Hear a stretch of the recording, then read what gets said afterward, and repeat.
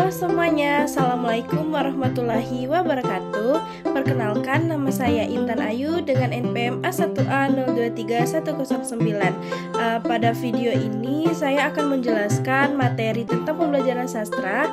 Video ini saya buat untuk memenuhi nilai UAS mata kuliah pembelajaran sastra bersama Ibu Meli Afrodita MPD. Dalam penjelasan ini saya akan membahas hakikat pembelajaran sastra, tujuan, fungsi, hingga bagaimana sastra diajarkan dan dipelajari di sekolah. Yang pertama yaitu ada hakikat pembelajaran sastra. Kalau kita bicara tentang hakikat pembelajaran sastra, kita sebenarnya hanya sedang membahas esensi dari mempelajari karya sastra. Pembelajaran sastra bukan hanya sekedar menghafal teori, unsur intrinsik, atau nama pengarang. Pembelajaran sastra itu lebih dari itu. Pembelajaran sastra adalah proses memberikan pengalaman estetis kepada siswa. Pengalaman estetis ini berarti siswa diajak untuk merasakan keindahan bahasa, memahami suasana cerita, dan menangkap pesan kehidupan yang disampaikan penulis. Jadi siswa bukan hanya membaca, tetapi juga merasakan dan menghayati isi cerita. Melalui pembelajaran sastra, siswa dapat mengembangkan kemampuan intelektual, emosional, dan moral. Sastra menjadi jembatan untuk memahami realitas melalui sudut pandang tokoh dan peristiwa.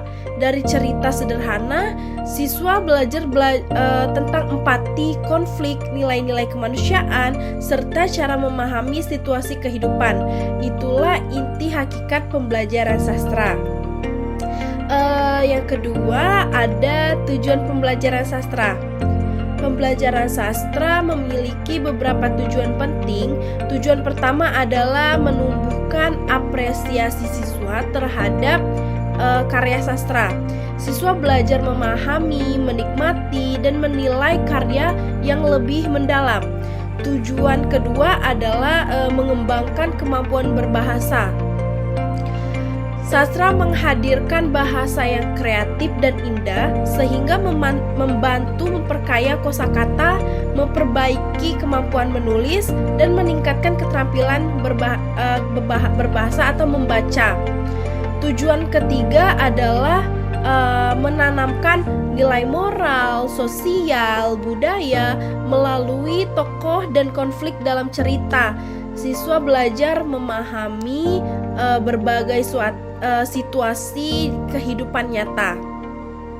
Selain itu, pembelajaran sastra bertujuan mengembangkan kreativitas dan imajinasi siswa, misalnya melalui kegiatan menulis cerpen, puisi, dialog drama, atau membaca puisi.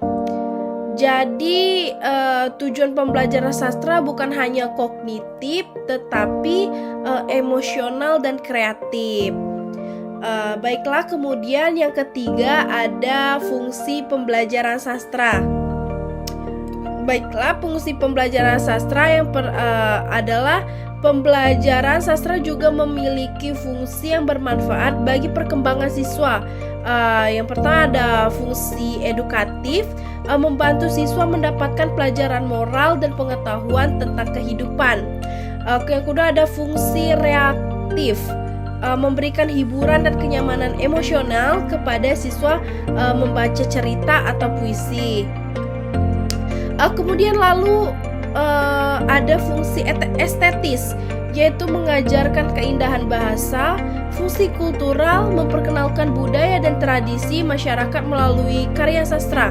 Dan yang terakhir yaitu fungsi pengembangan diri, yaitu membantu siswa mengembangkan empati, kepekaan sosial, keterampilan berpikir, dan kemampuan mengekspresikan dirinya. Baiklah, yang keempat yaitu ada bagaimana sastra diajarkan di sekolah. Baiklah, di sekolah sastra diajarkan melalui berbagai metode. Salah satunya adalah pendekatan apresiasif, yaitu siswa membaca karya sastra kemudian mendiskusikan makna, pesan, dan keindahannya. Ada juga pendekatan struktural yang menganalisis unsur intrinsik seperti tema, tokoh, alur, dan gaya bahasa. Guru juga sering menggunakan pendekatan kreatif seperti menulis cerpen, membuat puisi, atau pementasan drama. Metode ini membantu siswa mengapresiasikan kreativitas mereka.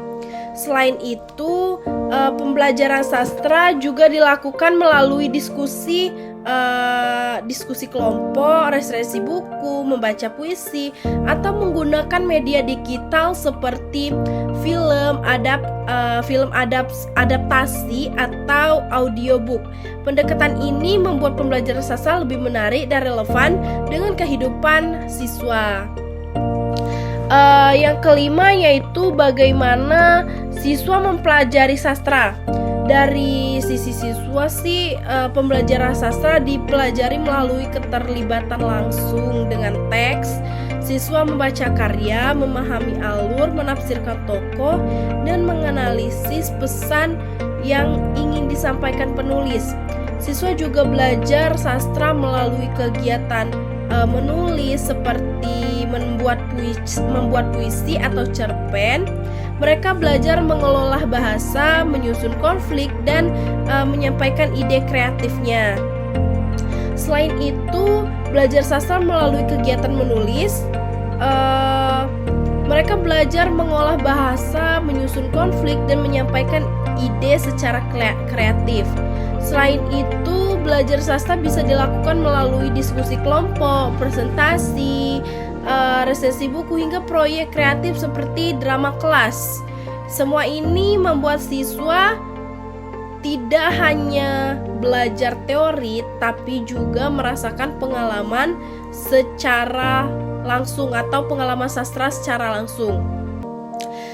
Dengan cara-cara tersebut, siswa dapat mengembangkan kemampuan berpikir kritisnya, kepekaan sosial, dan keindahan bahasanya.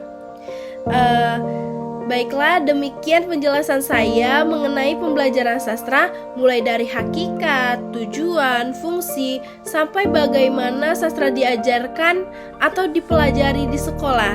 Semoga ini bermanfaat dan dapat menjadi bagian dari pemenuhan tugas UAS saya pada mata kuliah pembelajaran sastra bersama Ibu Meli Afrodita, MPD. Terima kasih. Wassalamualaikum warahmatullahi wabarakatuh.